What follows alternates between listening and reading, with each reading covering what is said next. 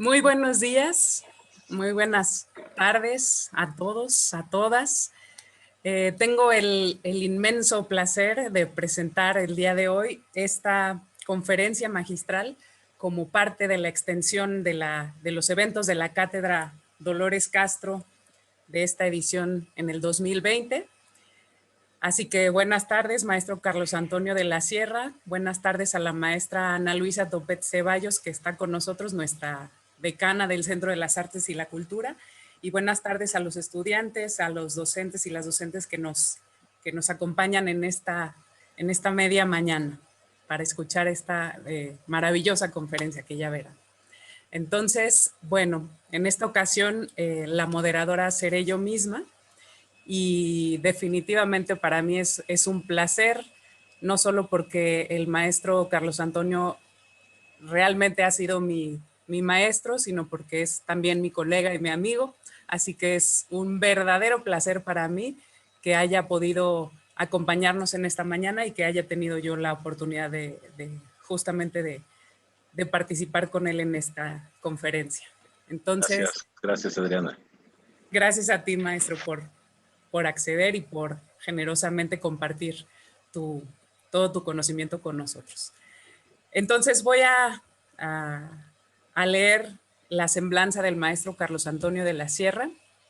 Nació en Cuernavaca en 1972. Es escritor, maestro y literato. Estudió licenciatura en estudios latinoamericanos, maestría en literatura iberoamericana y el doctorado en letras en la UNAM. Ha sido becario del Centro Mexicano de Escritores, del FONCA, del FOECA de Morelos. Su trabajo ha aparecido en más de 20 antologías literarias y en numerosas revistas y periódicos, tanto de México como del extranjero.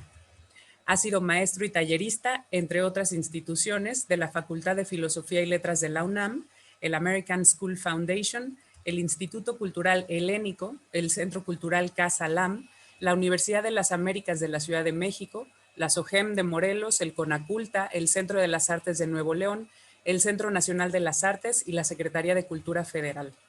Ha impartido conferencias, seminarios y cursos en instituciones de prácticamente toda la República.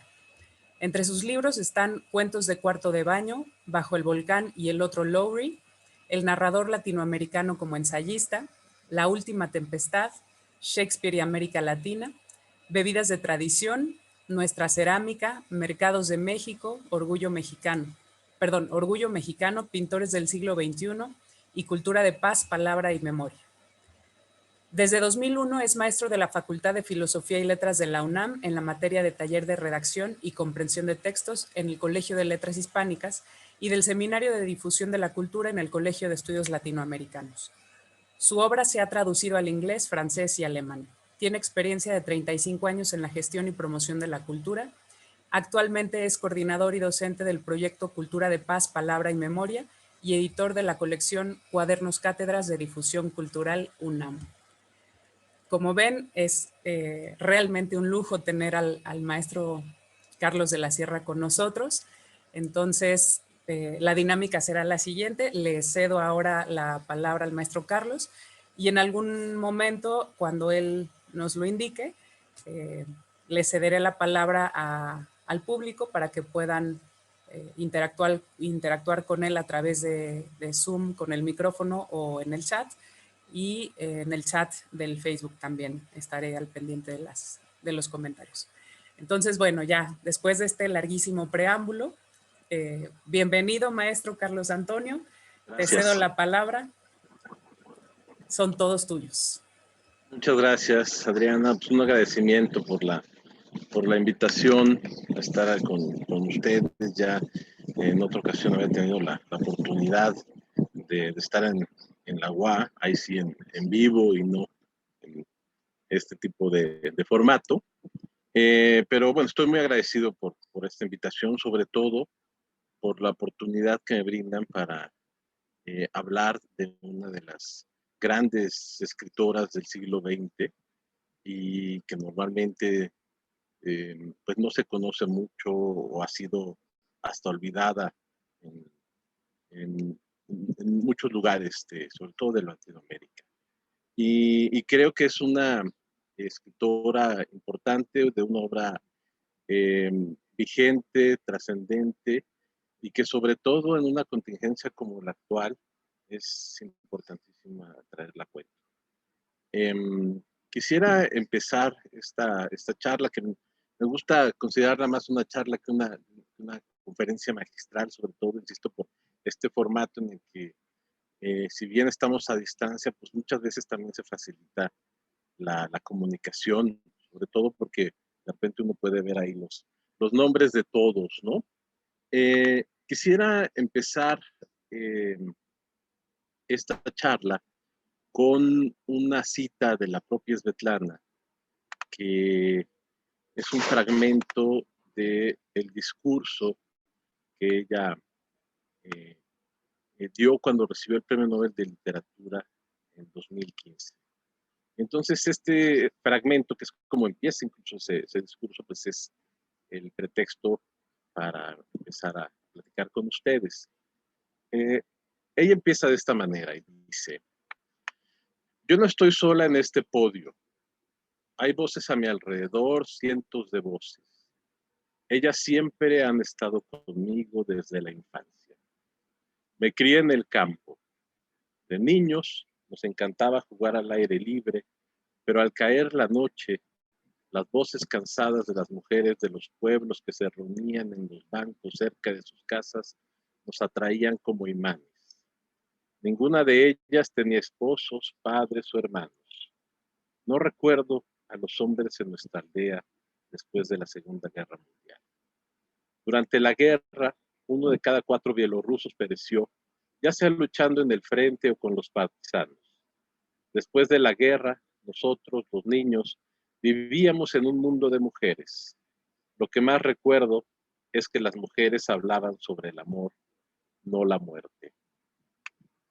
Contaban historias acerca de despedir a los hombres que amaban el día antes de ir a la guerra, sobre los que esperarían y la forma que todavía estaban esperando. Los años pasaron, pero la espera continuaba. No me importa si él perdió sus brazos y piernas, yo lo llevaría sin brazos ni piernas. Creo que he sabido que es el amor desde la infancia. Aquí están algunas melodías tristes del coro que escucho. Así es como Svetlana empieza su discurso de aceptación del Premio Nobel, y después de esta introducción, lo que ella hace es retomar pues todas las voces que ha ido recuperando a lo largo de su vida y que ha plasmado en su obra, y ponerlas en la palestra de, pues de todos nosotros, del mundo, para que sean escuchados y nosotros tengamos un referente palmario, puntual, de esas voces anónimas que de repente han sido olvidadas. Svetlana Alexievich es una escritora, insisto, que se reconoció en el mundo ya tarde y que un poco salió a la luz por el hecho de haber ganado el premio Nobel, pero ella desde muchos años atrás tenía un trabajo de recuperación de la memoria colectiva, sobre todo de comunidades que habían sido invisibilizadas por el discurso hegemónico escrito desde la bibliografía del poder, y les dio voz a esas voces que habían sido expulsadas de la historia. Hoy día, antes ya de entrar de lleno a su obra, hoy día Svetlana está exiliada porque ha sido maltratada por la última dictadura europea del siglo XX de Lukashenko, y ha tenido que salir al exilio. Es una de las mayores disidentes de ese régimen autoritario, y es de hecho la única de todas las personas que se han manifestado en contra del régimen de Lukashenko que no ha sido arrestada.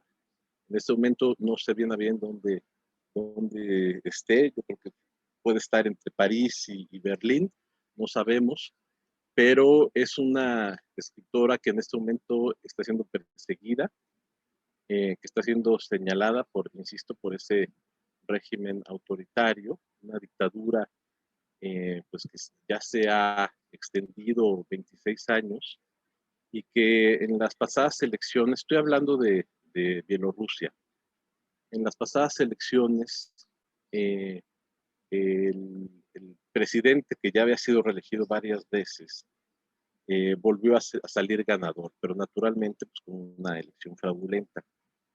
Esto hizo que hubiera muchísimas movilizaciones en Bielorrusia y, y que la gente se manifestara en contra de un posible nuevo periodo de gobierno en su país. Y una de las mayores voces críticas en relación con lo que estaba sucediendo fue precisamente Svetlana, que apoyó el, el régimen, la campaña de Svetlana Tijanovskaya, que lo estoy leyendo para que no se me vaya el nombre, que es una joven política que tomó las riendas de la campaña de su esposo, porque el candidato inicial era él, pero el régimen de Lukashenko lo mandó a arrestar. Entonces ella salió al quite y dijo, yo voy a continuar la labor de mi esposo.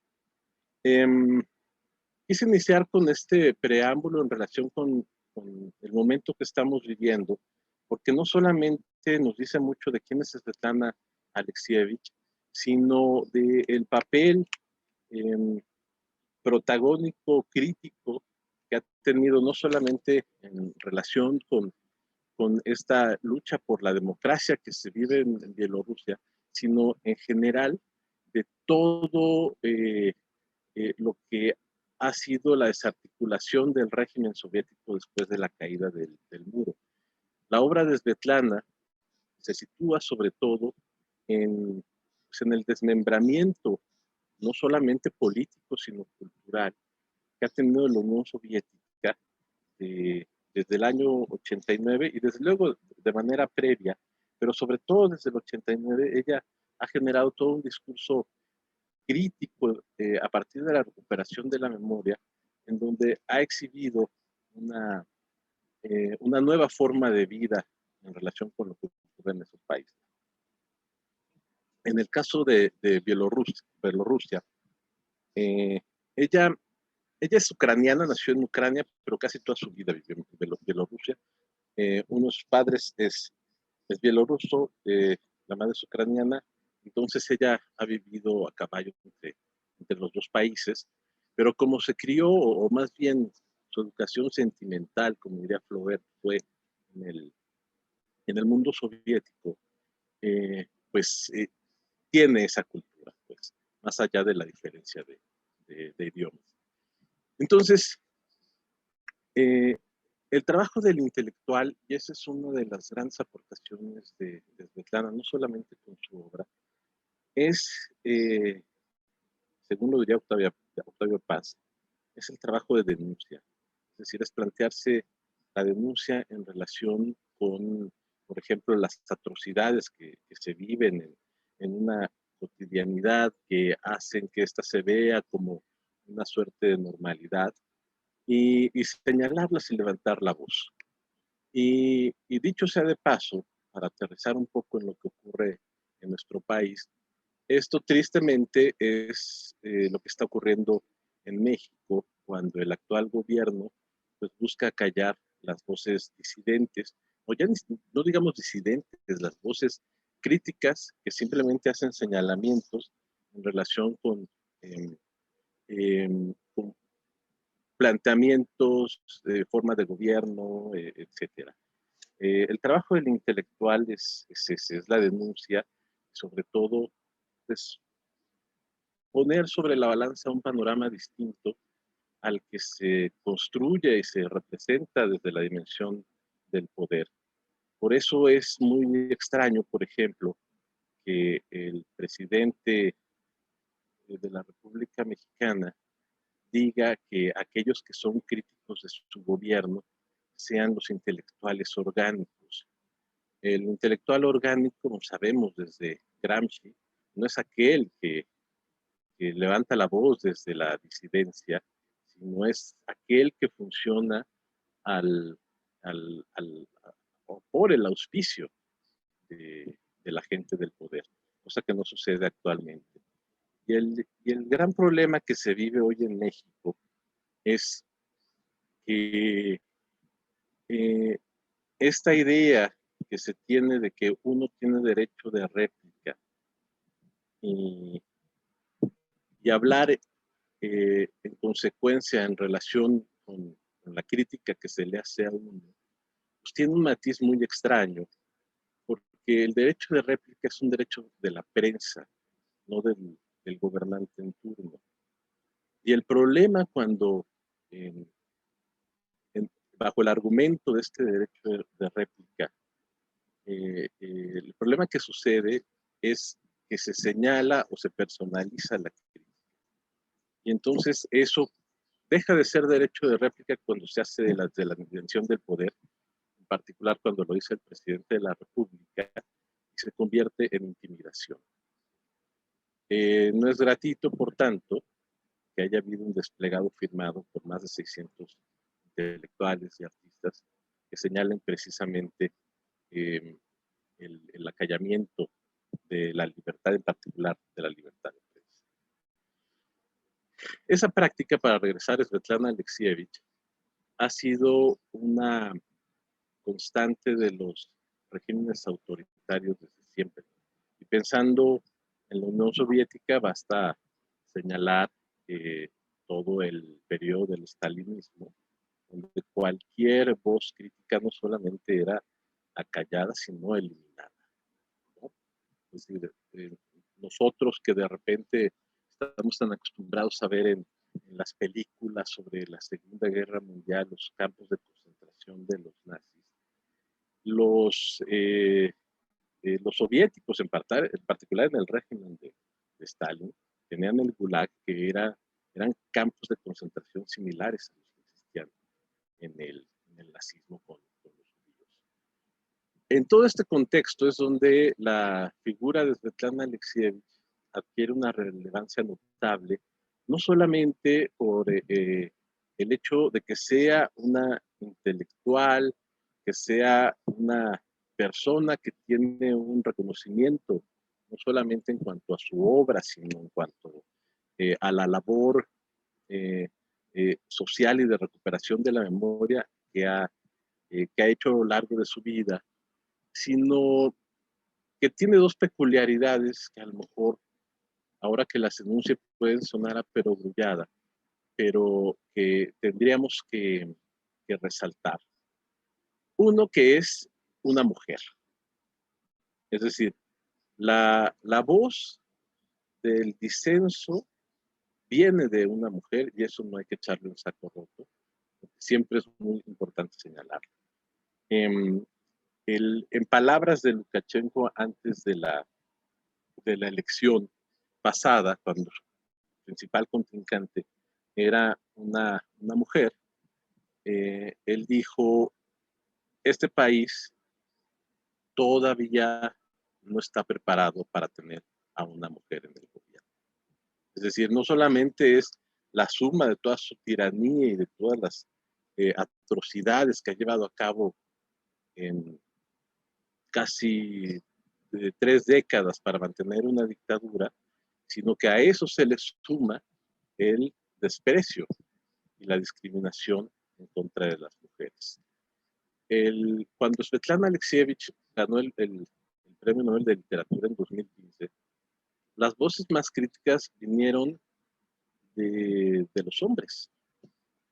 Y no solo se señalaba que fuera una mujer, sino con todo el desprecio genérico, se decía que ni siquiera era una escritora.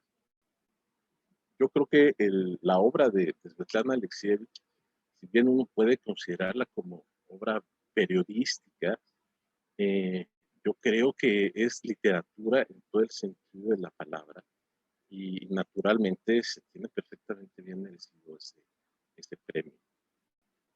Pero se dijo mucho en ese momento que se le daba el premio no a una escritora, una escritora de literatura, pues, sino a una periodista.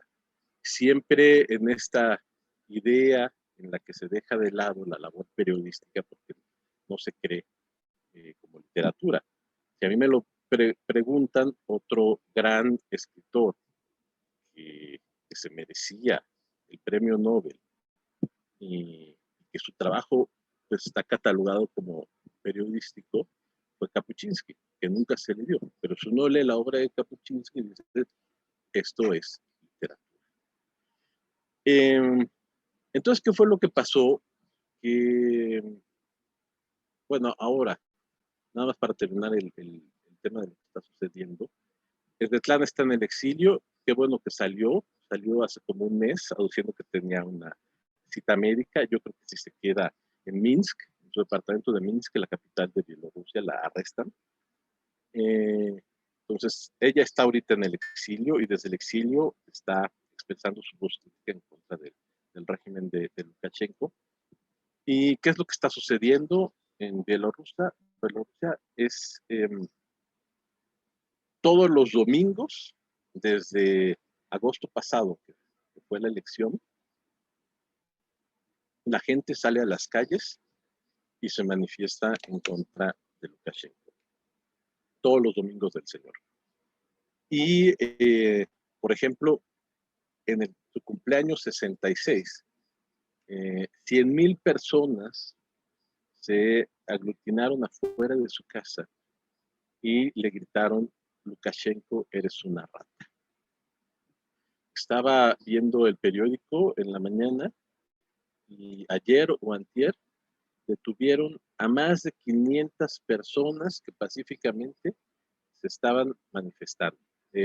Fue el domingo, claro, porque todas las marchas las hacen los domingos. Entonces imagínense, 500 personas con nombre y apellido y rostro detenidas por un régimen tiránico y autoritario.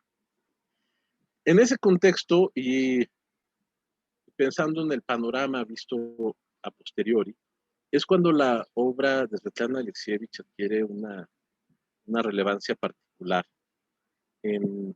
porque reconstruye un proceso histórico inacabado que acaso no había sido visualizado de manera causal previo a esto.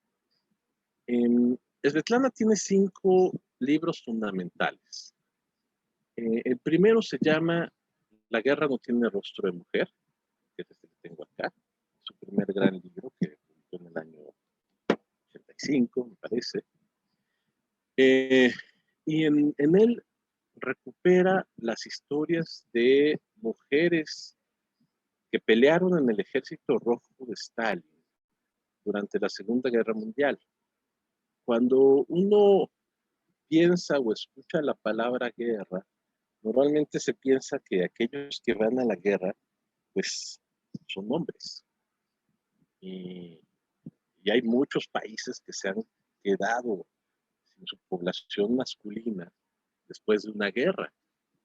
Pienso en Paraguay, por ejemplo, que después de la guerra del Chaco en el siglo XIX se quedó sin toda su población masculina. Lo único que había eran niños, mujeres y hombres viejos. ¿Por qué? Bueno, pues porque el común denominador es que los hombres vayan a la guerra, no las mujeres. Sin embargo, en la Segunda Guerra Mundial, ustedes saben que según las estadísticas, la Unión Soviética fue el país que más ciudadanos o personas perdió en la Segunda Guerra Mundial. Alrededor de 20 millones de personas perdieron la vida en las distintas repúblicas de la Unión Soviética en la Segunda Guerra Mundial, y no solamente gente que pertenecía al ejército regular. Bueno, alrededor de 2 millones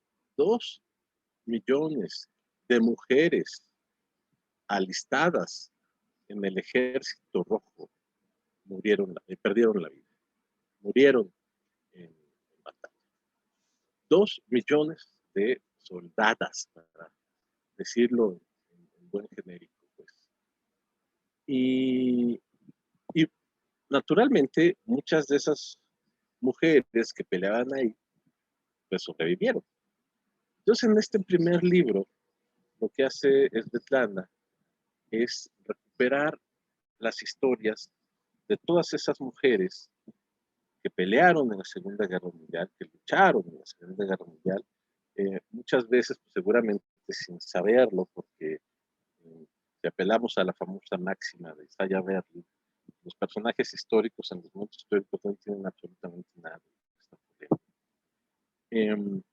Estas mujeres que sobreviven, quizás uno de las instancias últimas que puede vivir el ser humano, en donde se confronta de manera frontal con la inhumanidad.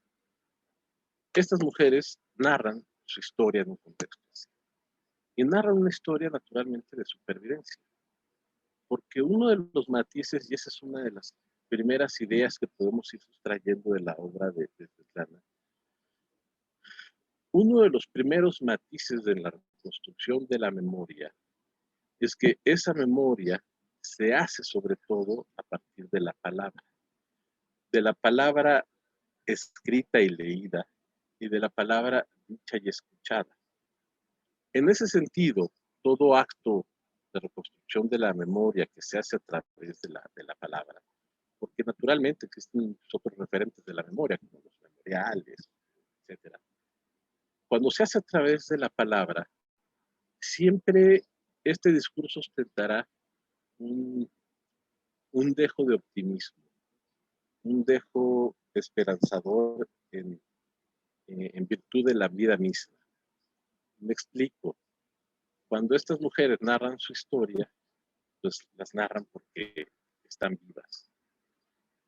Las otras mujeres, esos 2 millones que murieron durante la guerra, ya no pueden narrar la historia. En ese sentido, es bien importante y es una gran sugerencia de Svetlana con su obra, que siempre se considere o se pondere el lado positivo y afirmativo de las subjetividades. Es ahí cuando la perspectiva de vida puede crear un futuro posible y un futuro halagüeño y esperanzador, que en la construcción de los futuros siempre va a ser así, invariablemente. Es decir, las prospecciones que se crean a partir de indagar posibilidades futuras a partir de indicios del presente, siempre tendrán un halo positivo. Entonces, cuando uno reconstruye la memoria, siempre reconstruye no solamente la historia del pasado, sino la posibilidad de una construcción futura en donde, en términos prospectivos, como la construcción de un escenario ideal, uno pueda habitar. En este caso, Svetlana lo hace con cada uno de sus testigos y testillas, porque no solamente les da la oportunidad de narrar su historia, sino sobre todo lo que hace es escuchar esas historias, darles un sentido, es decir, hilarlas de manera fina, de forma causal, y sobre todo exhibirlas a través de la palabra escrita, es decir, del registro perenne que le va a dar vida y le va a dar pues perpetuidad a esa historia que en su momento fue una historia anónima y que no tenía ningún tipo de repercusión. Ese es el primer gran libro de Svetlana, que publica todavía en el viejo régimen soviético, sin la caída del muro. Tiene otro libro, que es este, que se llama Los últimos testigos, en donde narra, cuando digo narra, es la recuperación del testimonio, pues, pero como ella hace la transcripción y es la que a su manera le da voz a esos testimonios, por eso hablo de la narración. En la que ella narra, el subtítulo es Los niños de la Segunda Guerra Mundial. Narra los testimonios de niños que en ese contexto de la vieja Unión Soviética sobrevivieron a la Segunda Guerra Mundial. Entonces, la gran mayoría de ellas son historias desgarradoras. Más adelante me gustaría hacer alguna cita de todo esto. Y entonces, muchos de ellos dicen, yo no recuerdo absolutamente nada de mi vida antes de que empezara la guerra. Es decir, en buena medida estos niños son hijos de la guerra y su primer recuerdo, su primer acto mnemotécnico que les permite iniciar la narración de su vida, pues es la guerra. Después tiene quizás su libro más famoso, que fue el primero que se tradujo al español, que es este, que se llama Voces de Chernóbil, y tiene un subtítulo que básicamente de ahí es donde tomé un poco el título de esta conferencia, Crónica del Futuro. El texto habla precisamente del accidente nuclear en Chernóbil, la planta nuclear de Chernóbil, en 1985, y de toda la gente que murió en el accidente, que tuvo contacto directo con la radiación, pero no solamente eso, sino de cómo ese acontecimiento, que ella lo considera el acontecimiento más importante del siglo XX. Es un acontecimiento que no funciona como una guerra, pues, porque en los combates frontales de la guerra, pues, si la gente se mata, hay un momento en que la guerra se acaba, hay tratados de paz, etc.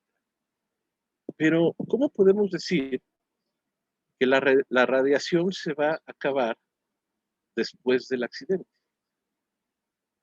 Al contrario, el accidente es el principio de la radiación. Es decir, el accidente que se puede ver a partir de la experiencia, mirada retrospectiva, es el inicio de la crónica del futuro.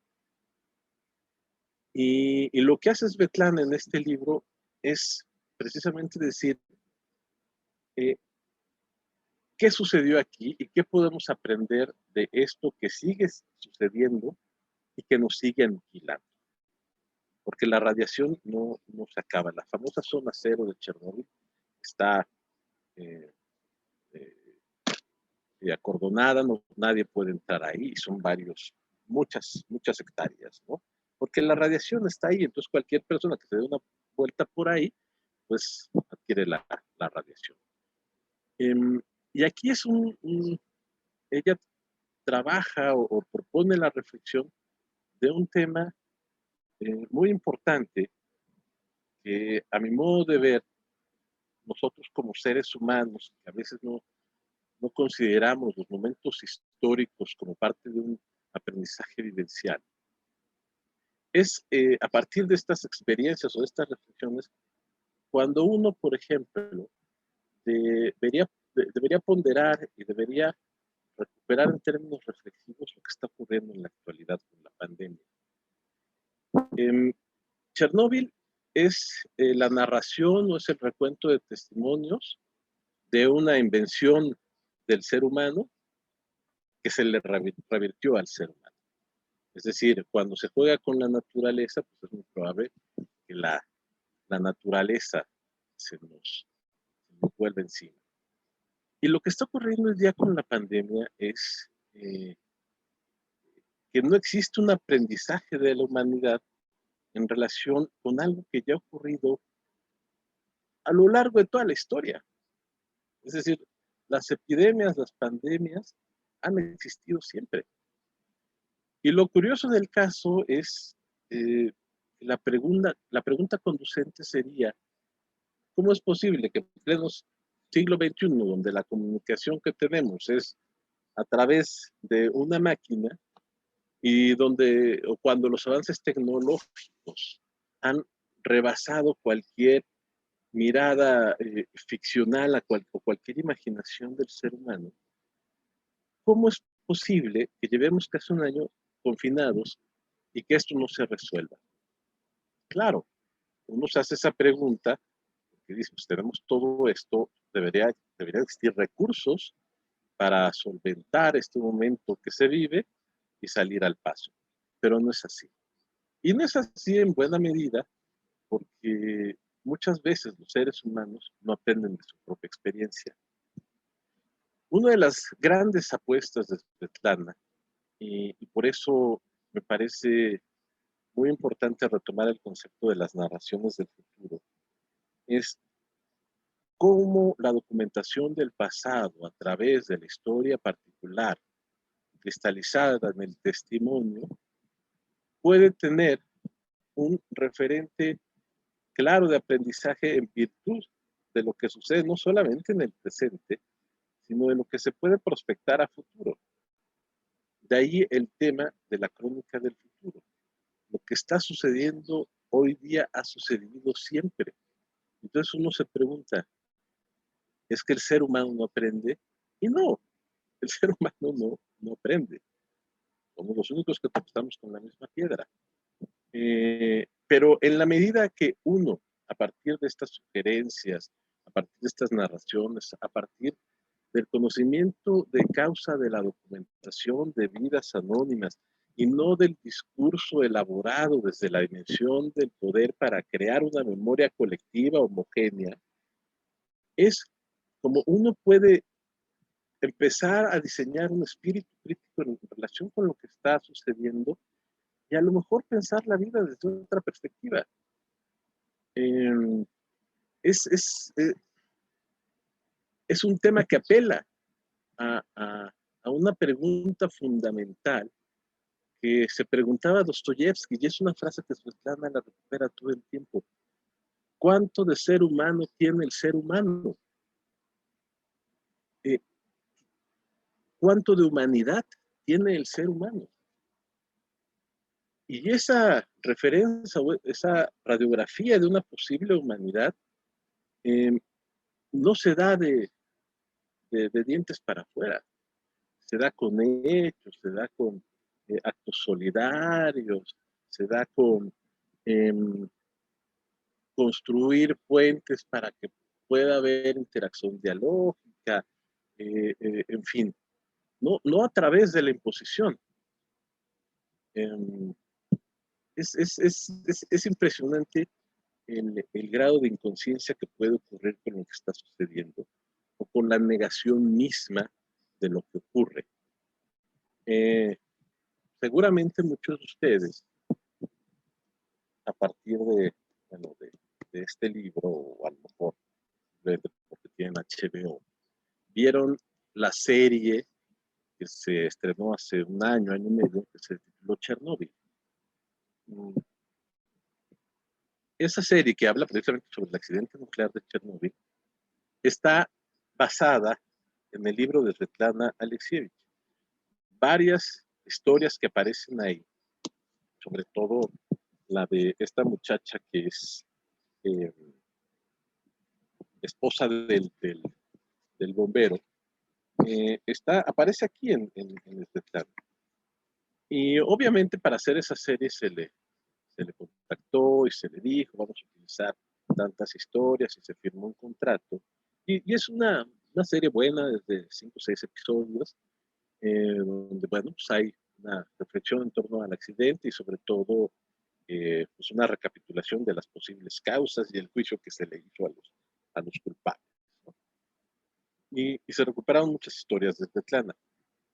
Lo único que se le puede decir a esta serie es que en ningún lado se mencionó que estaba basado en Voces de Chernobyl de Svetlana. Pero a lo que yo voy es, si ustedes la vieron, hay una escena donde después del accidente de una planta nuclear, toda la gente se va al puente a ver el fuego que sale de la planta, porque les parecen fuegos artificiales. Entonces van a ver el gran espectáculo de la devastación de la humanidad, de la cual ellos son actores, sin que ellos mismos se den cuenta. Uno de los grandes problemas que se tiene hoy con la pandemia es que, no quiero decir que todo el mundo, pero en muchos ámbitos de la vida pública hay personas que creen que están asistiendo a una obra teatral. Y una obra teatral en donde las personas que se mueren debido al coronavirus, pues son actores que están participando de esa puesta en escena. Y que eso no le puede pasar a uno, como en el caso de Chernobyl.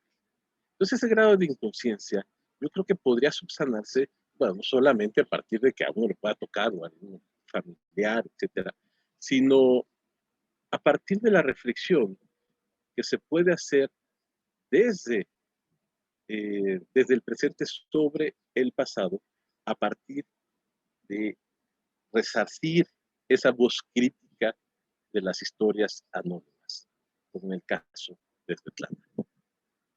Continúo porque ya se me está acabando el tiempo. Tiene este otro libro que se llama Los muchachos de cine.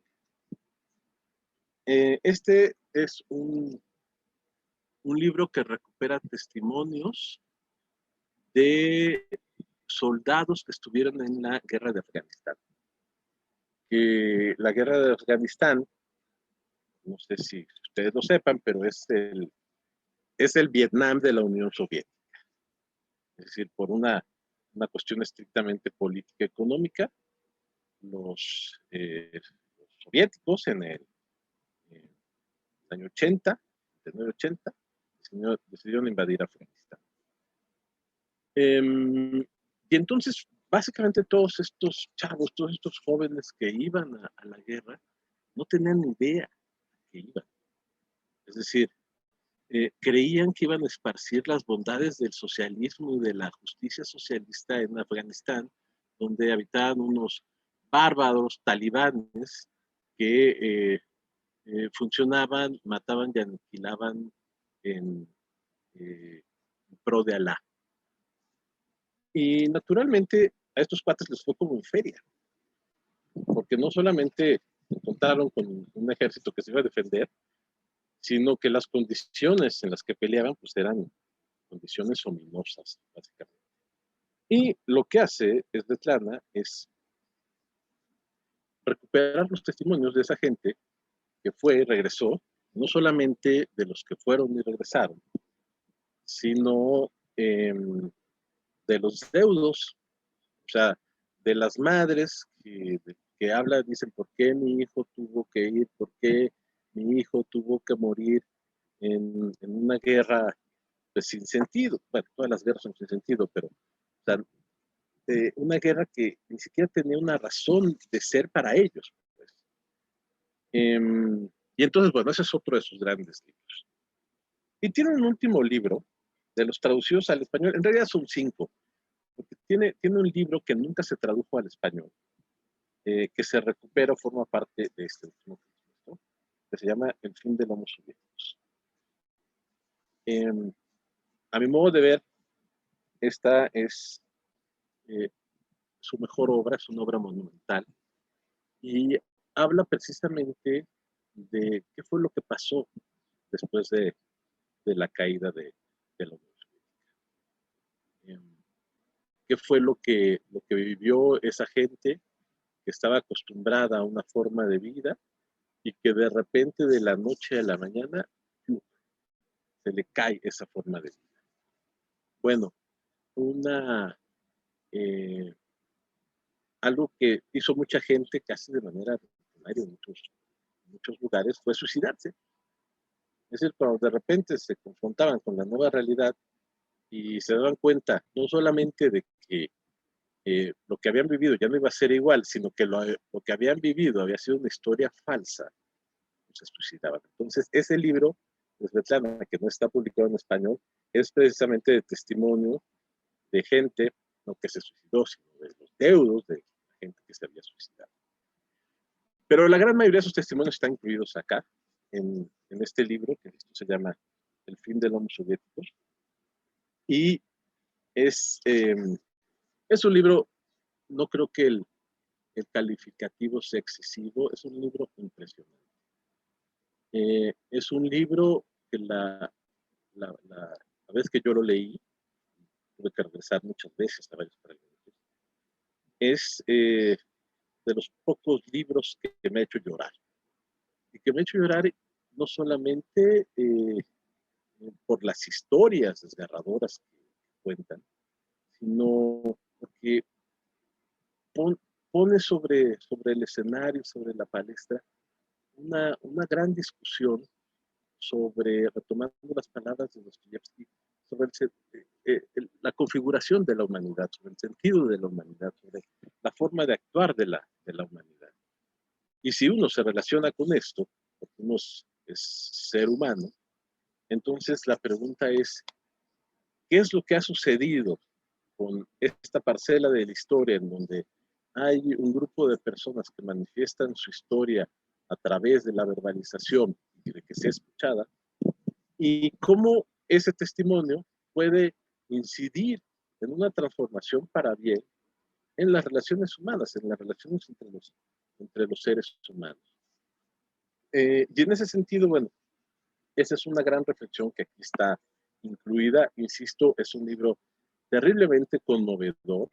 Es un libro que, que se cae de las manos, no porque esté mal escrito, sino porque uno dice, ya no puedo más.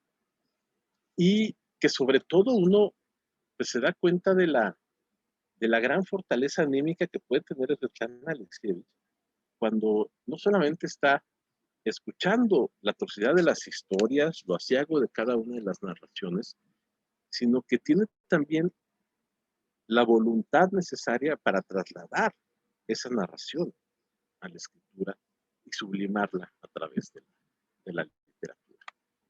Esos son los 5 libros que se pueden conseguir en español sobre Svetlana.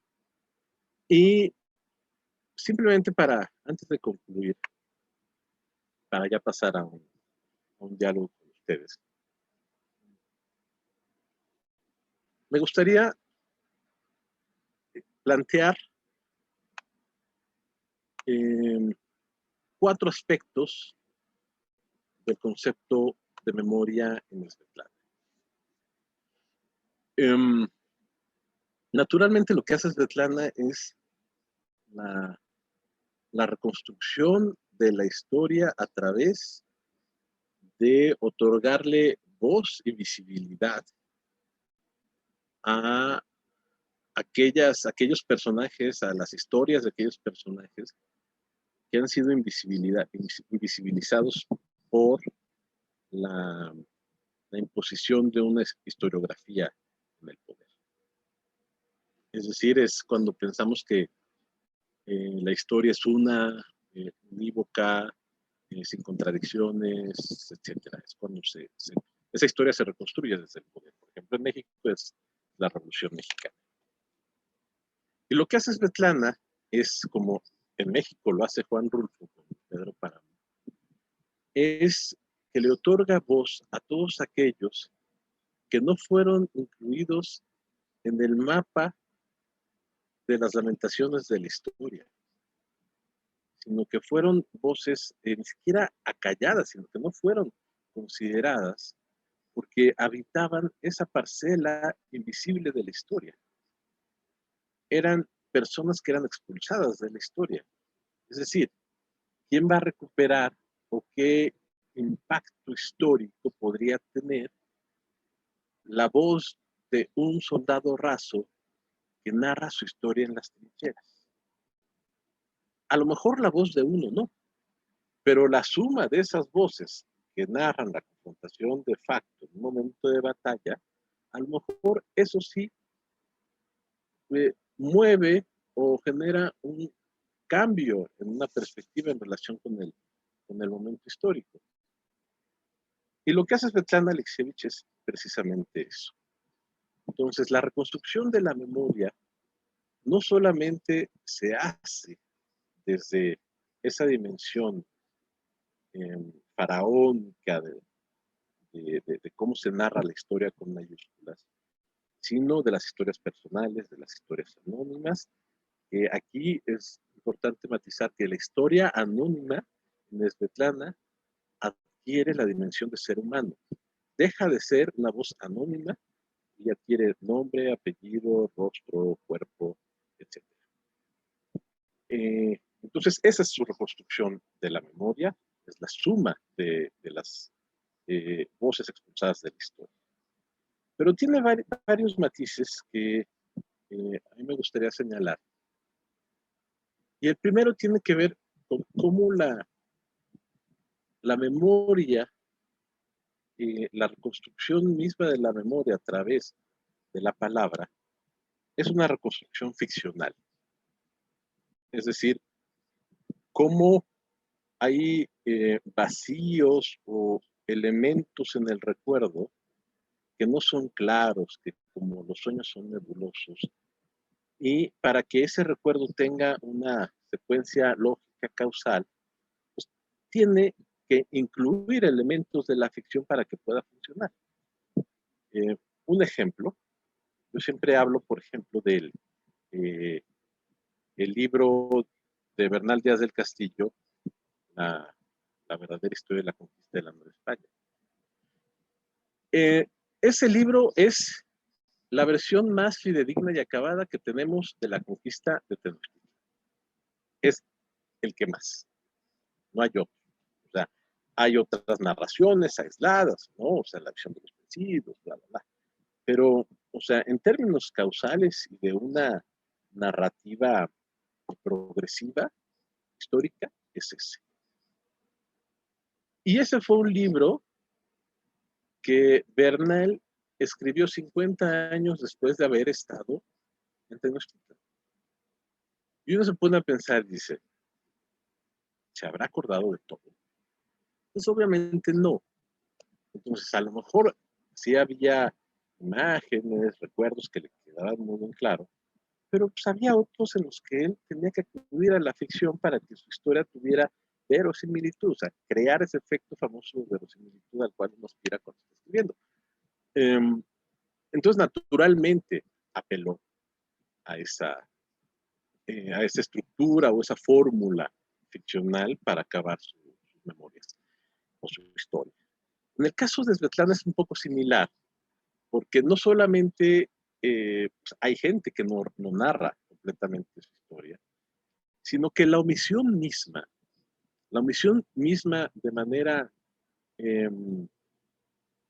arbitraria quizás, o a veces sin que se dé uno cuenta, esa omisión también es un acto ficcional. Y es bien interesante cómo logra ella detectar esos momentos de angustia, de dubitación, de pausas, etcétera, que hacen que esa historia se reconstruya con las omisiones, pero que tenga un sentido lógico y entendible. Es decir, que en términos narrativos tenga una trascendencia. Ese es por un lado, la memoria como ficción. Un segundo aspecto, la memoria como revelación.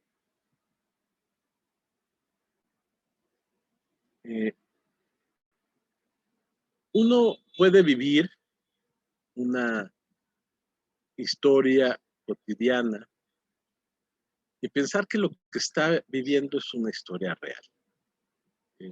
No estoy diciendo que nos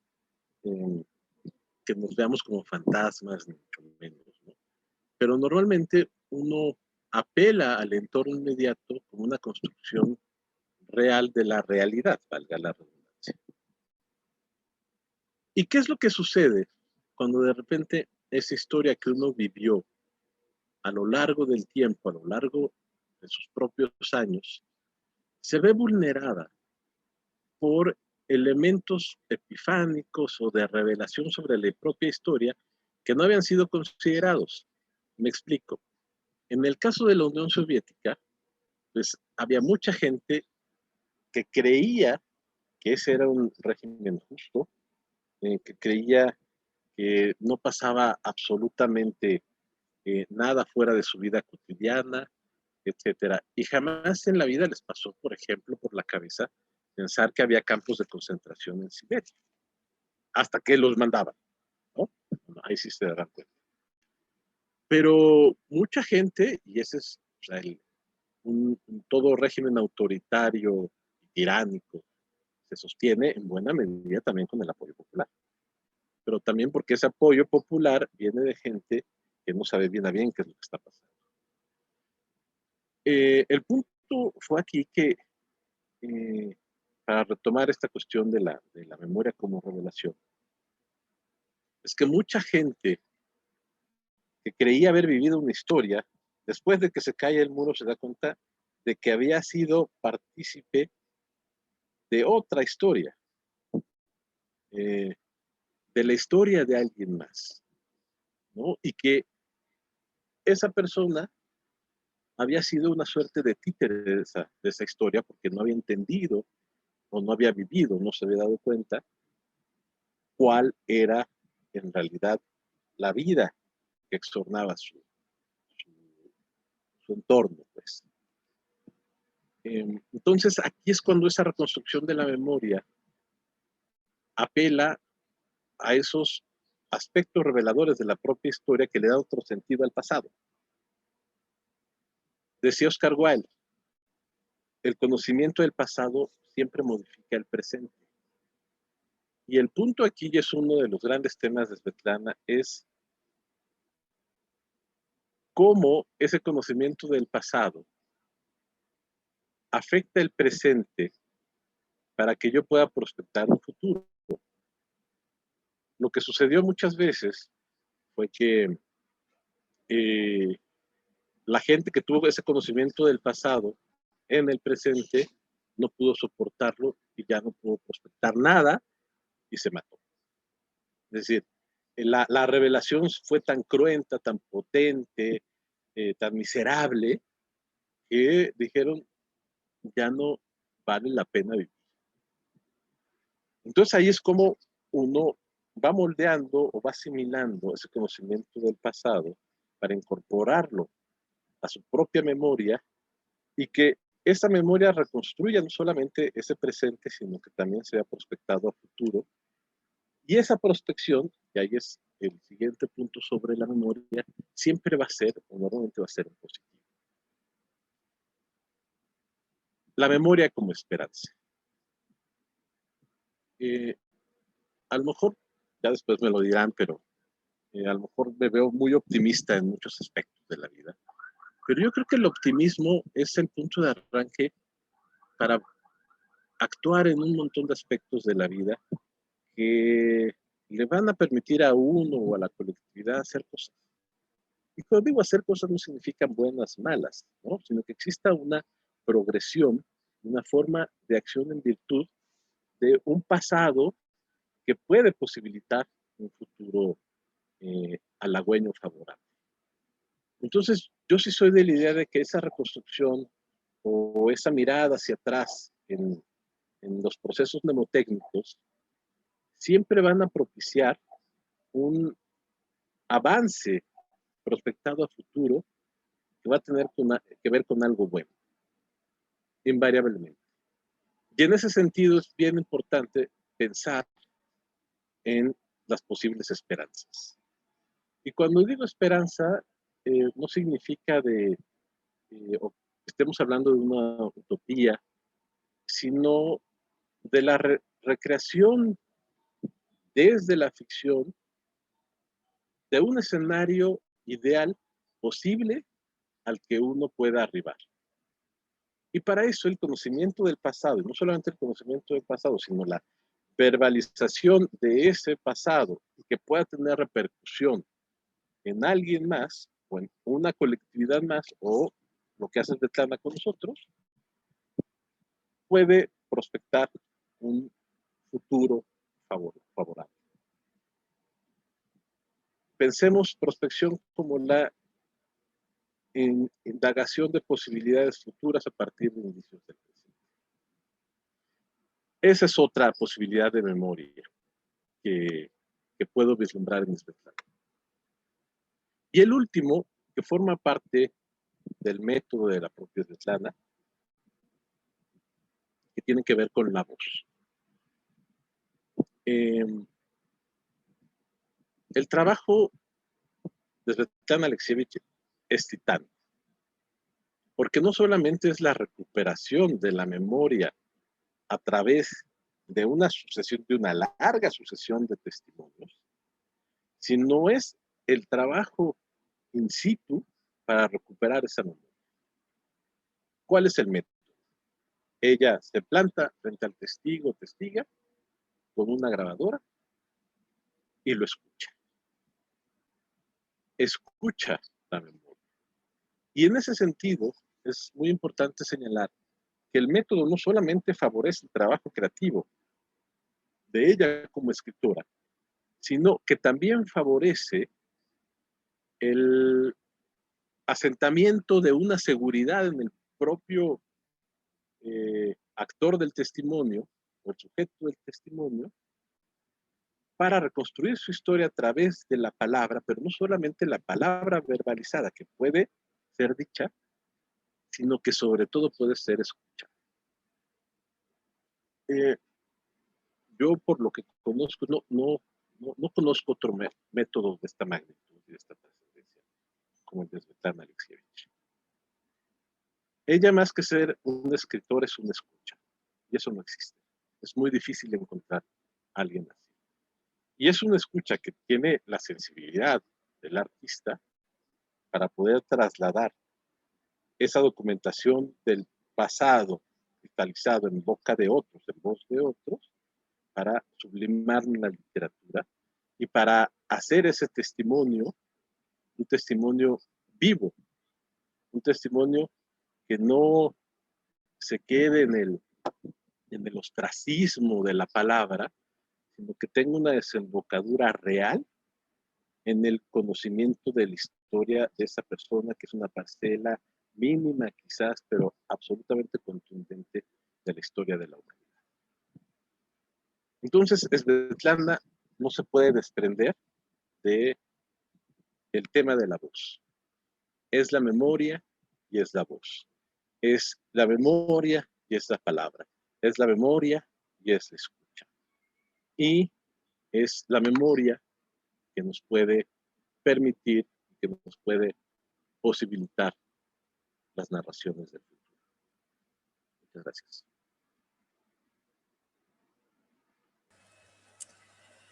Bueno, muchísimas gracias al maestro Carlos Antonio de la ¿Me quedo por Sierra. acá, Adriana? Sí, vamos a hacer una pausita de 2 minutos. Ah, bueno, ¿o ya no? No, ya, nos quedamos. Ah, perdón. Bueno, entonces le agradezco mucho al maestro Carlos Antonio o a nombre pues del departamento, esta conferencia y les doy la palabra, se abre la sesión de preguntas y respuestas. Me parece que puede haber algunos estudiantes, no solo de letras, sino algunos estudiantes de historia. Entonces, pues tienen ustedes la palabra. Creo que ha sido esta charla, como el maestro decía inicialmente, esta charla más que una conferencia, justamente pone sobre la mesa, pues, muchos aspectos que pueden ser abordados, como digo, desde el estudio de la literatura, tanto como desde el estudio de la historia. Entonces, pues voy a dar un minutito para que levanten la mano o empiecen a generar sus preguntas. Bueno, Vero García en el chat dice, un verdadero honor escuchar al maestro de la Sierra. Saludos. Gracias.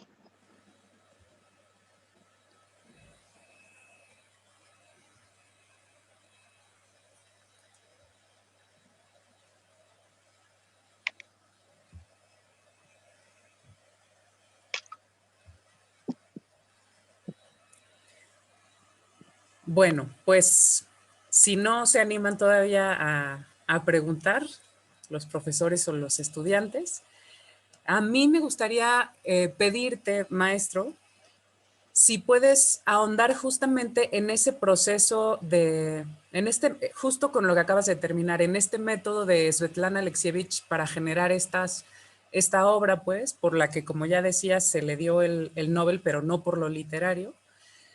porque me recuerda mucho un grupo de teatro peruano llamado Yuyachkani, que justamente hicieron, después de todo bueno, estas 2 décadas que tuvieron de gran terrorismo con Sendero Luminoso en Perú, este grupo Yuyachkani básicamente hicieron el mismo ejercicio de Svetlana Alexievich y entonces sentaban a mujeres sobrevivientes del terrorismo o que tenían más bien personas desaparecidas en su familia y que hasta la fecha pues no las habían encontrado, bueno, hasta la fecha del montaje, ¿no? Y finalmente el montaje que proponen es una versión de Antígona, es una versión unipersonal en el escenario, pero justo reproduce, ¿no? En ese espacio de la ficción que es el teatro, reproduce el espacio de la memoria, que era el testimonio, ¿no? Y tal cual es unipersonal, o sea, es una mujer en el escenario contando las historias, bueno, la historia de este personaje, pues, de la tragedia griega, pero haciendo ciertas referencias al contexto de las desapariciones forzadas, pues, en Perú en ese momento, ¿no? Entonces, dado que habrá algunos estudiantes de historia por aquí escuchando, y que también están nuestros estudiantes de letras, me gustaría si puedes ahondar un poco justo en ese método, en ese proceso de escuchar, porque finalmente es ahí donde confluyen tanto la historia como la literatura, y es ahí donde también se problematiza, ¿no?, esta relación. Entonces, si puedes ahondar un poquito en eso, pensando, como digo, en que hay estudiantes de historia y estudiantes de letras, pues creo que sería muy, muy provechoso. Claro. Mira, me gustaría responder una parte de la pregunta con un fragmento de Svetlana que está en su libro El fin de los Homo soviéticos, donde habla precisamente sobre qué pregunta, cuáles son sus preguntas, ¿no? Y dice, no hago preguntas sobre el socialismo, sino sobre el amor, los celos, la infancia, la vejez, o sobre la música, los bailes, los peinados, sobre infinidad de detalles de una vida que ha desaparecido. Esa es la única forma de mostrar, de adivinar algo, escribiendo la catástrofe en un contexto familiar. Nunca deja de sorprenderme lo apasionante que puede ser una vida humana cualquiera. O la infinidad de verdades que esgrimen los hombres, cada uno la suya. A la historia solo parecen preocuparle los hechos. Las emociones quedan siempre marginadas. No se les suele dar cabida en la historia. Pero yo observo el mundo con ojos de escritora, no de historiadora. Y siento una gran fascinación por el ser humano. Yo creo que en buena medida, bueno, lo dice así, muy, muy claramente, pero yo creo que lo que diferencia a Svetlana del historiador tradicional es que el historiador escucha porque pretende crear o vislumbrar o darle sentido a un proceso histórico. Y en ese sentido siempre hay una idea implícita en ella. Y lo que hace Svetlana es un poco deslindarse de cualquier posibilidad ideológica que exista en el cuestionamiento o en las preguntas que hace y ubicarse en, digamos, en esa parcela mínima que define a todos los seres humanos, que son las pasiones humanas. Entonces, cuando ella le da voz a la expresión de las pasiones, logra una historia completamente distinta a la historia tradicional. No sé, podemos llamarlo historia sentimental, si queremos, etcétera. Pero eso no significa que no sea una historia real. Es una historia que existe y la suma de esas narraciones hace que esté presente en todo ese proceso al que aspira la historia con mayúscula. Entonces, parte de su método es este que acaba, que les leí, del fragmento que les leí, ¿no? Yo no pregunto sobre el socialismo. ¿Qué te pareció el socialismo? No, hombre, yo hablo de los celos, del amor, etc. De hecho, en una entrevista que le hicieron hace, pues, el año pasado ya, antes de que se clavara con todo el tema de la elección, ella en una entrevista que le hicieron en El País decía que su siguiente libro iba a ser un libro sobre el amor. Y solamente iba a entrevistar a mujeres, porque quería sustraer cualquier tipo de idea sobre, sobre la construcción del amor. Pues, ¿no? No, simplemente lo que ella quería hacer es hacer hablar a la gente y que a partir de esa afinidad, de esa solidaridad, pero sobre todo del acto empático de escuchar, ese otro o esa otra, en este caso, pudiera hablar de su propia historia sin tener que elaborar un discurso ideológico que prefigurara o justificara su propia historia, ¿no? Y a veces eso es lo más complicado de todo. Uno no le pregunta, bueno, en el método de Svetlana, no le pregunta a la gente, dime qué son los celos, ¿no? Sino háblame de tu relación. O sea, es esto, ¿no? O sea, no teorizar desde una conceptualización a priorística, sino de las posibilidades reales eh, para poder explayarse en torno a una vivencia cotidiana que en principio no tiene por qué ser teorizada, sino que tiene que ser vivida. Vivida, enunciada, dicha y escuchada. Muchas gracias, maestro. A ver si estos anzuelos generan que también los estudiantes de historia se manifiesten, si es que andan por aquí.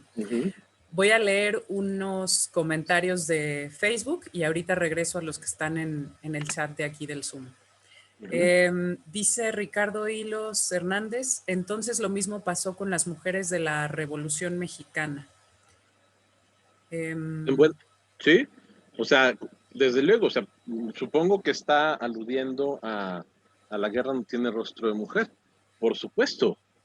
Es decir, las mujeres que pelearon en la revolución no solamente eran las amantes de Pancho Villa que llevaban, o sea, o sea, el concepto Adelita es el concepto de revolucionaria armada que peleó a la par de los hombres, ¿no? O sea, sí, desde luego. Y el problema es que no hay testimonios de eso. Hubiera sido increíble tener testimonios de las mujeres que pelearon en la Revolución Mexicana, ¿no? Les aseguro que cambia la revolución, cambia nuestra mirada. Y ahí otra vez es donde aparece el concepto de la revelación en la historia o la revelación en el acumulado de la memoria que cambia la apreciación del presente. Gracias, maestro. Vicky Jarquín, también ahí en Facebook, dice, estoy segura que la historia va tomada de la mano de la literatura, así como de la geografía. Es importante. Ser mediador de la lectura y no solo para los jóvenes, sino para todas las edades, para involucrarlos con esta revolución literaria y adecuarnos a las tecnologías, ay, perdón, se me perdió, y adecuarnos a las tecnologías actuales. Sí, bueno, naturalmente las construcciones de la memoria siempre van a tener un matiz geográfico, pues, ¿no? A lo mejor las narraciones o los testimonios de Svetlana le hacen más sentido a un bielorruso, un ucraniano o a un georgiano, pues, ¿no? Pero les hace sentido en términos históricos, no en términos humanos. Es porque Svetlana habla de las pasiones humanas, habla sobre el ser humano. Es como, a ver, ¿por qué Shakespeare es el mayor escritor que jamás existió? Porque documenta con una minuciosidad de anticuario todas las pasiones humanas. Y por eso es actual, porque esas pasiones humanas no se inventaron ayer, son desde que el hombre existe, o el ser humano, para decirlo con claridad, desde que el ser humano existe. Entonces, aun cuando en efecto existen patrones o elementos culturales que prefiguren una mirada en relación con historias particulares, cuando uno habla sobre el ser humano, eso va a ser extensivo a toda la humanidad, más allá de los referentes culturales, geográficos, etcétera.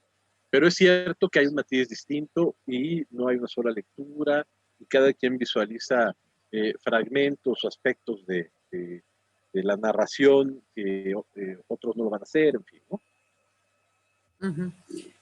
Sí, muchas gracias. Mario Frausto pregunta, en su discurso de aceptación del Nobel, Alexievich termina diciendo que son tiempos difíciles para hablar sobre el amor. ¿Podría ahondar en de qué manera se proyecta o es tratado el tema del amor en su obra? Bueno, el amor es un elemento que está en todos. O sea, en apariencia es bien interesante este aspecto, porque en apariencia uno dice, es que el testimonio de Svetlana o los testimonios que recupera Svetlana siempre son sobre episodios asiagos, ¿no? Sí, desde luego, pero hay un contraste que permite visualizar siempre una idea esperanzadora.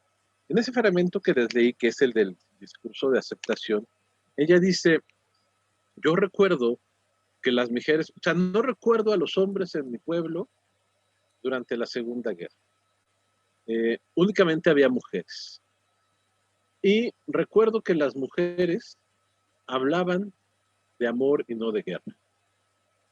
Es decir, porque la circunstancia histórica que se vive, cuando es un momento asiago o trágico, terrible para uno, pues uno no va a reflexionar sobre ese momento asiago.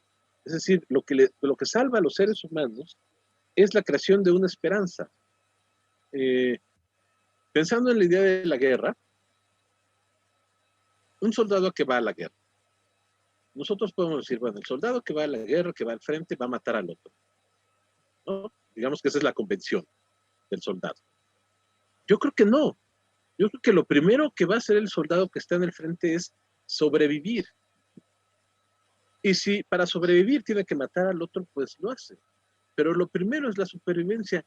Y toda idea de supervivencia se recrea y se fundamenta y se potencia en una concepción de esperanza.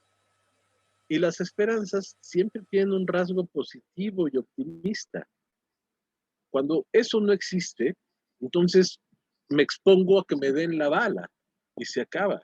Yo no concibo que los seres humanos no tengan como una cualidad innata y de prefiguración la idea de esperanza. No lo concibo. Yo creo que el ser humano ostenta esta idea por naturaleza. Entonces, cuando, sí, Svetlana dice, son tiempos difíciles para hablar sobre el amor, pues sí, porque en el contraste, en la confrontación en apariencia, esos momentos difíciles están por encima de las ideas de la esperanza o de las relaciones humanas que propagan esta idea de, de amor al otro, ¿no? O sea, de la dignificación de los seres humanos, del respeto a la vida, etcétera. A lo mejor sí, pero miren, o sea, lo que ocurre, por ejemplo, en un momento como este, inédito para todos nosotros, porque nadie de nosotros vivió la pandemia del 19, es cómo nos adaptamos a esta nueva realidad para seguir viviendo. Es decir, ¿de qué manera puedo adaptarme a esto en vías de que esto sea superado? ¿Qué es lo que sucede acá? ¿Por qué nos recluimos? ¿Por qué no tenemos contacto con la gente? Bueno, pues lo hacemos para después poder seguirlo haciendo. O sea, como son condiciones de una contingencia, una coyuntura particular, en que se reconstruyen a partir, a mi modo de ver, de una reflexión muy intensa y profunda sobre las relaciones humanas. Y esas relaciones humanas, que en este caso tienen un matiz particular, es decir, este formato de encuentro que tenemos ahorita es uno de ellos, esta puede tener visos de salvación, por decirlo de alguna manera, si uno piensa en la esperanza. Y toda la idea de esperanza está exornada por la idea de amor, porque esa es un poco la idea de la supervivencia. Es decir, no solamente el amor a uno mismo, sino el amor a los otros. Y no para qué vivir. En serio, no para qué. O sea, entonces, eso es difícil, pero existe. Podemos estar en guerra, pero el amor existe. Podemos estar en contingencia, pero el amor existe, ¿no? Podemos vivir un montón de instancias terribles o adversas de nuestra vida, pero eso se va a mantener ahí porque es inherente a los seres humanos, mano, como soñar, como respirar. Muchas gracias, maestro Carlos. Voy a leer ya, regreso aquí al chat del Zoom y ahorita vuelvo a ir a Facebook. Dice Leticia Gutiérrez, un saludo al maestro Carlos, un placer escucharlo y gracias por compartir su conocimiento y gusto por la lectura. Luego, Gracias. la maestra Yolanda Ramírez, que es profesora de nuestro departamento, dice, ¿Alexievich y Pilar Maceo son escritoras del género de no ficción? Pregunta. ¿Desde qué perspectivas estudian? ¿La historiografía o la literatura? Bueno, aquí quisiera hacer un matiz. Eso de no ficción es una nomenclatura anglosajona, ¿no? Que normalmente aparece en las librerías gringas o inglesas, donde están los libros de ficción y no ficción. Yo no estaría tan de acuerdo con esa clasificación porque, por ejemplo, ¿dónde dejan la poesía? ¿No? O sea, en la ficción o en la no ficción. ¿Quién sabe? Entonces, eh, yo pensaría Svetlana como literatura y como gran literatura. Y en tanto gran literatura puede estudiarse desde la perspectiva disciplinaria de la literatura, de la teoría literaria, etcétera, o de la historia, cualquiera de los dos, porque hace esa documentación. A ver, por ejemplo, no quiero extenderme, pero nada más es un ejemplo rápido. ¿Por qué el boom latinoamericano de literatura fue tan exitoso? Tuvo tanto impacto, tanta resonancia social, se empezó a leer mucho a muchos autores. El gran problema fue que el boom latinoamericano en tanto expresión literaria, artística, sale al quite cuando existe una crisis en las ciencias sociales y en las humanidades que impiden explicar qué es eso que está ya llamado América Latina. No, nadie dice, bueno, ¿qué es América Latina? Y bueno, se intenta explicar desde la economía, la ciencia política, la historia, etcétera, pero no damos cuenta de eso. Siempre va a haber una falencia que me va a impedir representar a cabalidades. ¿Qué fue lo que pasó con el boom? Que fue la literatura que mostró, representó qué era América Latina. Entonces uno lee 100 años de soledad y dice, bueno, esto puede ser un tratado de economía, de historia, de ciencia política, etc. Entonces, en muchos casos es la literatura la que a partir de ciertas referencias coadyuva en la reconstrucción histórica de algunos acontecimientos. En Inglaterra ha habido, desde hace muchos años, un gran debate sobre cómo se enseña historia a los niños. Porque durante muchos años a los niños en las escuelas se les enseñaba historia con Shakespeare. Y uno decía, bueno, ¿por qué esa historia, se enseña historia con la ficción? ¿No? Pero claro, lo que nos interesaba no es que ese rey mató a este otro, sino era un contexto o entorno muy particular en donde eso que narraba Shakespeare pues era real, ¿no?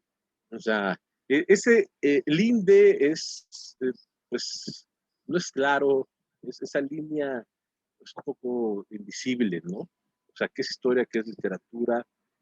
Yo creo que Svetlana es literatura, ¿no? Y creo que es gran, gran literatura, pero también puede leerse como historia, pues, como Kapuscinski. Ujú, sí, muchas gracias. Nuestra decana, la maestra Ana Luisa Topete, dice: muchísimas gracias, doctor Carlos. Esperamos volverlo a tener con nosotros. Ha sido un placer su conferencia. Muchas gracias, maestra. Muy amable. Y regreso a los comentarios en el Facebook. Dice Marta Alicia Garza Pavón: ¿qué libro recomienda para conocer la intervención de la mujer en la Revolución Mexicana? Otras historias, no solo la Adelita o las soldaderas. No conozco porque no es mi tema. Ahí sería cosa de escarbarle un poquito y buscarle, ¿no?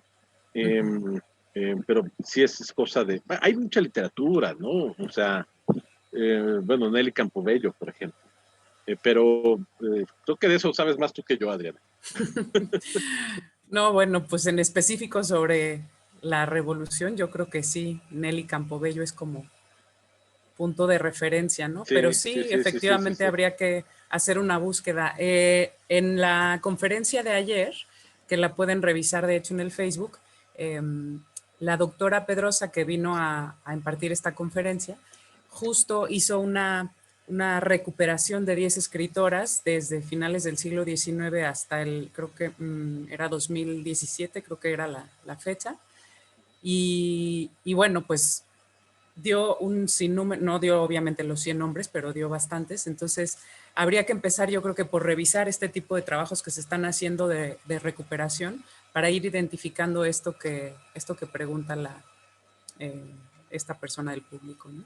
Claro, Pero sí, Nelly claro, claro. Campobello sería definitivamente una Pues sí, referencia. y aunque no es de la época revolucionaria, pero Elena Garro, o sea, Uh -huh. yo creo que Elena Garro es de nuestras mayores escritoras y hay que regresar a ella constantemente, ¿no? Así es. Carla Agüero pregunta, bueno, comenta también. Muchas gracias por esta conferencia, maestro Carlos Antonio de la Sierra. Me gustaría preguntarle cuál es el valor de la oralidad en estas escrituras testimoniales. ¿Guardan rasgos de esta oralidad? Dame un segundo que se me perdió. ¿Guardan rasgos de esta oralidad? ¿Cuál es la función del intelectual como mediador en estos casos en relación con los informantes? Bueno, yo creo que para que exista registro de la oralidad, por principio de cuentas, parte del método, si quieren, se necesita una escucha. Es decir, si no existe alguien que corporice el discurso de la palabra dicha, entonces ese testimonio no tiene trascendencia.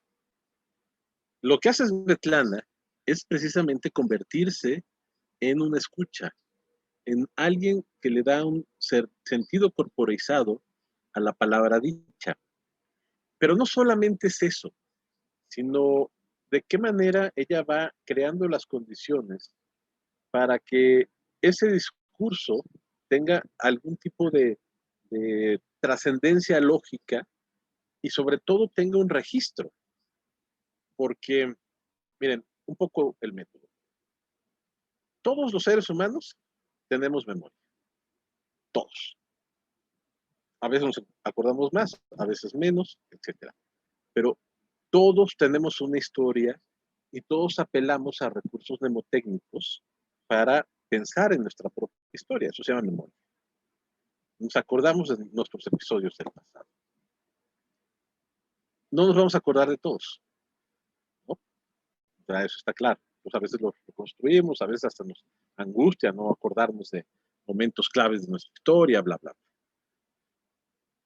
Pero el gran punto es que normalmente no tenemos la oportunidad de verbalizar nuestra propia historia. Eso no existe, ¿no? Es decir, no hay alguien que se plante frente a nosotros y nos diga, te escucho, cuéntame tu historia, te escucho. Eso no existe, ¿no? Entonces, ¿qué es lo que sucede?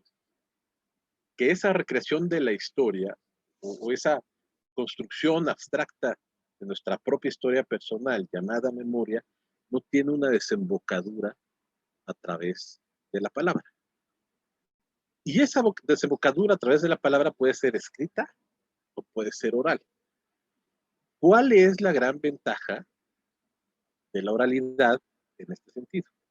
Que para que la oralidad funcione, se necesita alguien más que esté escuchando. Porque yo puedo narrar mi historia, escribir mis memorias, pero son memorias que se quedan ahí encajonadas de saber cuánto. A lo mejor si hay un trabajo terapéutico en el simple hecho de escribirlas, pues.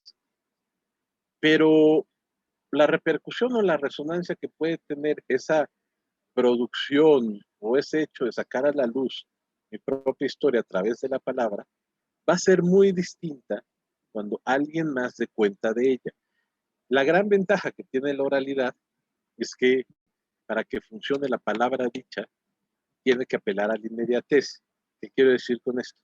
Se necesita alguien enfrente de mí que me esté escuchando. Ahora bien, no es nada más alguien enfrente de mí que me esté escuchando, sino que de manera voluntaria esa persona quiera escucharme. O sea, así se cierra el ciclo, ¿no? Es decir, hay alguien que está deseoso de escuchar y lo hace de manera voluntaria. El ciclo, Svetlana lo cierra posteriormente cuando traslada ese testimonio que ya escuchó, que ya tuvo una cristalización a través del acto voluntario de escuchar en la palabra, ¿no? Y esa es su gran virtud. Yo no conozco a nadie más que lo haya hecho, en serio. Así como ella, yo creo que no existe. Y entonces, por eso sus libros son una suma de voces. De hecho, esa es la razón por la que le dieron el premio Nobel, ¿no? Por la suma de voces, por el coro de voces que hace, bla, bla, bla. Es esa suma de voces que, aparte que ella trabajó, que ella diseñó a partir de esos pequeños actos de voluntad llamados escucha, para darle vida a esas voces. ¿Qué quiero decir con todo esto? Svetlana Alexievich dignifica a los seres humanos a través de escuchar su voz, corporeizar su voz y generar un registro de esa voz. Y esa es un poco digamos, la magnificencia de su obra, pues, ¿no? Que no solamente es la escritura del libro, sino es todo el trabajo previo que ella llevó a cabo para que eso existiera, para plasmarlo ahí, pues. Claro. Y lo que comentabas hace un rato, ¿no? De cómo estas historias individuales, en principio anónimas, pues, también, bueno, y que van tomando, como decíamos, nombre, ¿no? En principio también responden a esta construcción de la historia con mayúsculas, ¿no? Es justo La historia lo con que hace. mayúscula, que insisto, siempre se hace desde la dimensión del poder, ¿no? Exacto. Uh-huh. Y en ese sentido, bueno, para trasladarlo un poco a México, es cuando la obra de Juan Rulfo adquiere una dimensión notabilísima. Es decir, porque Pedro Páramo es una novela, digo, más allá de que todos estén muertos, es una novela que habla de los expulsados de la historia. Es decir, le da voz a los expulsados de la historia. ¿Quiénes son esos expulsados? Los que están muertos. Pero no es que estén muertos. Están ahí, pero han sido invisibilizados por el discurso hegemónico de aquellos que escriben la historia desde la dimensión del poder. Exacto. Ah, qué interesante. Voy a leer otros comentarios. Dice Isela Anaí, muchas felicidades y muchas gracias al doctor Carlos, excelente ponencia, saludos desde Tampico. Y luego Betty Palacios dice, felicitaciones al maestro Carlos Antonio, perdón, una estupenda charla.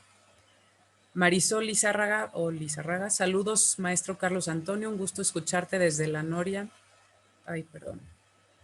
Desde La Noria, Sinaloa. Y ella misma dice, Nelly Campobello, la mejor escritora en los tiempos de la Revolución. Sus relatos me siguen ubicando en una época violenta de México que pasamos en algún momento. Luego, Rosalinda Domínguez Salazar dice, felicidades, saludos maestro de la Sierra, un gran placer de escuchar tan interesante charla. Daniel Mata, que es uno de nuestros estudiantes, dice, buen día maestro de la Sierra, muy interesante esta charla sobre Svetlana Alexievich.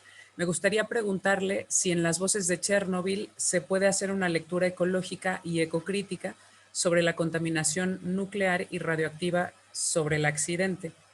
En cuanto a lo que mencionó sobre la negación, despreocupación ingenua y de cuánta humanidad hay en el ser humano. Ok.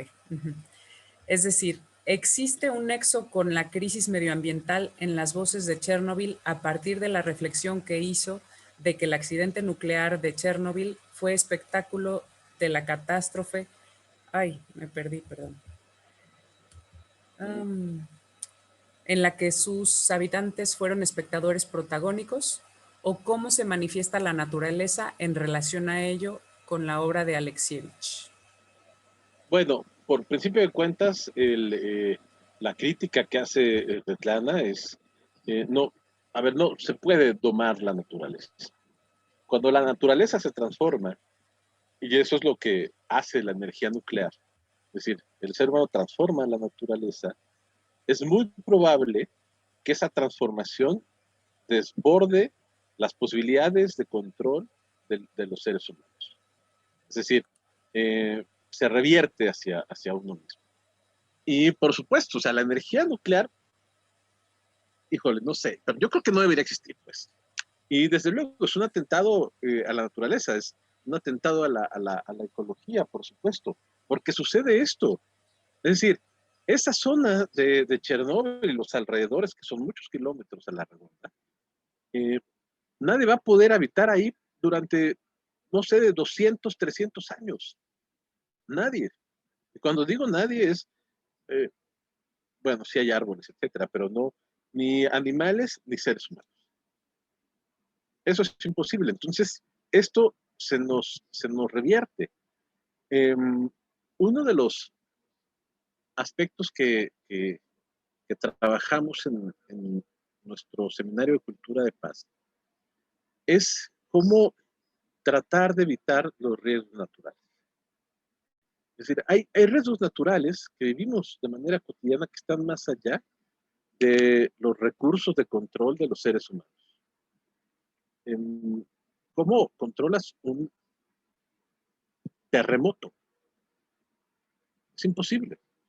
Pero sin embargo, puede haber prácticas o reflexiones o ejercicios que nos puedan ayudar a reducir ese riesgo natural. Por ejemplo, en el caso de la energía nuclear, es decir, cómo se reduce el riesgo natural, pues no creando este tipo de plantas. O sea, básicamente hay otro tipo de energías mucho más saludables que no atentan al medio ambiente, literalmente. Entonces, una de las cosas que ocurre con los seres humanos es que en pro de un montón de cosas, por las razones más diversas, ¿no? Que tiene que ver o con hacer las cosas más rápido, o con ganar más dinero, o por hacer las cosas más fáciles, etcétera, pues se crean distintas o se transforman distintas dimensiones de la naturaleza eh, para uso cotidiano, pero pues que al final del día son un peligro latente, como la explosión de una planta nuclear, como los productos transgénicos, en fin, o sea, son creaciones del ser humano. Entonces, así es como se evita. Y desde luego, Chernóbil, y por eso Svetlana lo dice, o sea, en su libro dice, este es el acontecimiento más importante del siglo. No las guerras mundiales, no la bomba de Hiroshima y Nagasaki, sino esto, ¿no? Porque este accidente es como, por ahí lo dice en alguna parte, pero no sé cuántos miles de veces mayor que las bombas atómicas. O sea, Es esa dimensión, pues, ¿no? Y una vez que te toca la radiación, mano, no te sabes.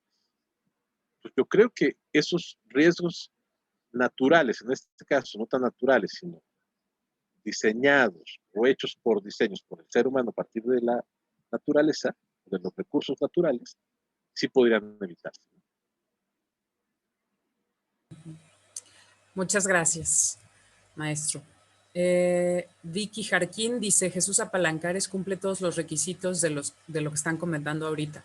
Revolucionaria. Y hubo alguien quien le escuchó que fue a entrevistarla para darle voz en Hasta no verte, Jesús mío, de Elena Poniatowska. Sí. Liam Faulkner dice, felicidades maestro, un deleite escucharlo siempre. Un abrazo desde Tamaulipas donde se te aprecia y respeta. Gracias. Bueno, pues no sé si tengan alguna otra pregunta aquí en el público, tanto en Facebook como en Zoom. En Zoom, bueno, lo dije, pero al principio me parece, pero lo repito, si alguien quiere tomar el micrófono, es también libre de hacerlo, porque luego a la hora de escribir las preguntas en el chat no siempre es uno muy ágil, pues, ¿no? Entonces, si alguien quiere tomar el micrófono, también se vale aquí en el Zoom.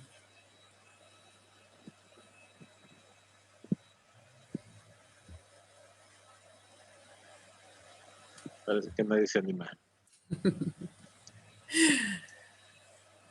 Bueno, pues yo creo que ha sido una conferencia verdaderamente, bueno, una charla verdaderamente sugerente en muchos sentidos en estas problematizaciones de la relación entre historia y literatura, o historia dentro de la literatura, ¿no? Y cómo se abordan estas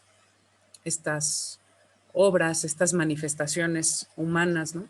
Pero también creo que ha sido un recorrido muy lúcido en términos críticos, pues, aunque de forma muy divulgativa, pues, pero una visión muy crítica de la obra de Svetlana Alexievich y de cómo se sale, digamos, de los moldes en términos literarios, ¿no?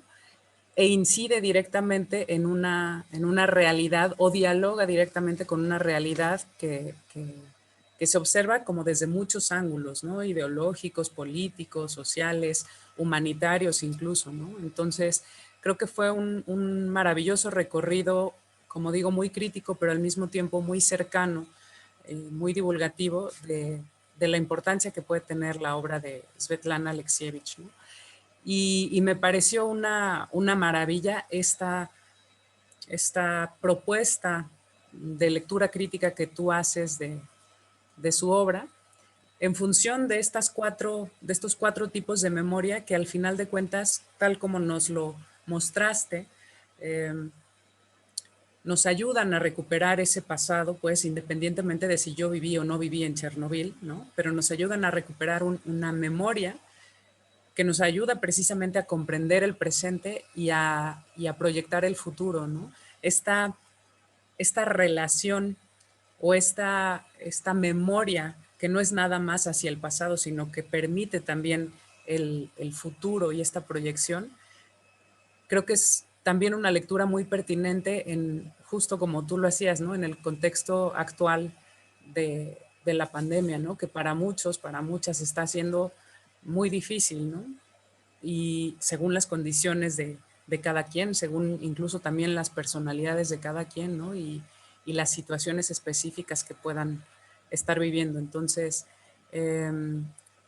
realmente ha sido un gozo inmenso esta conferencia.